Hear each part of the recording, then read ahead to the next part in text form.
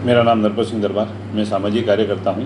मैं दिवाली की, भाई दूज की और नव वर्ष की सभी को ढेर सारी शुभकामना देना चाहता हूँ। इसी के साथ मैं ये भी कहना चाहता हूँ कि जो दिवाली खुशियाँ लेके आ रही है, हमारे देश के अंदर जो खुशियाँ लेके आई है, हमारे सभी के हृदय सम्राट श्रीमान नरेंद्र भाई मोदी साहब, श्रीमान अमित शाह, श्रीमान सी.आर. पाटिल साहब, जो गुजरात के देश के हित के लिए, गुजरात के हित के लिए जो कर रहे हैं, और हम सभी की जो आरोग्य, जो हम कोरोना काल में गुजर चुके हैं, उसमें अभी हम बाहर आ चुके हैं।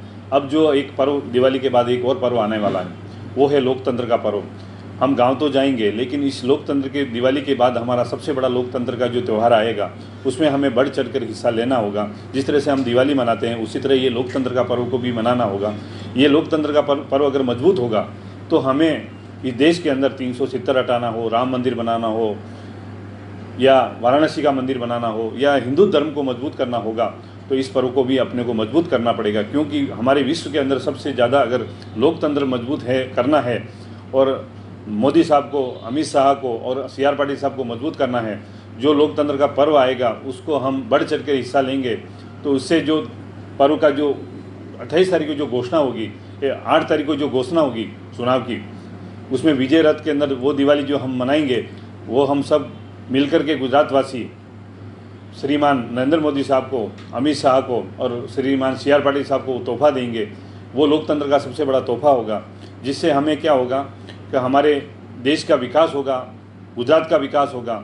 लेकिन इसी बीच के अंदर हमें ऐसा बेला फुसला के अंदर बहुत से लोग आएंगे, लेकिन हमारे जो देश के बड़े प्रधान हैं, वो आखिरी छोर तक हमें ध्यान रख के हमें जो सुविधा दे रहे हैं, हमारा ध्यान रख रहे हैं। ये जो आने वाले हैं, ये तो बारिश के अंदर मेंढक कूदकता है, वैसे कूदक के चले जाएंगे।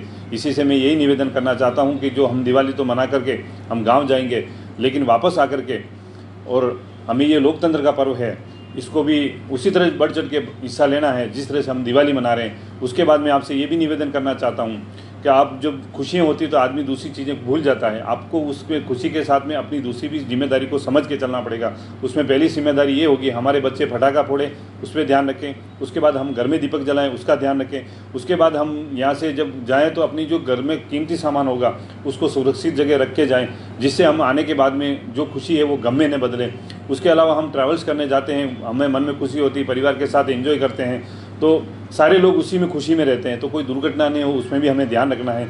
इसके अलावा मैं आपसे ये भी पूर्ण निवेदन करना चाहता हूँ कि दिवाली का त्यौहार तो हम सभी का त्यौहार है ही।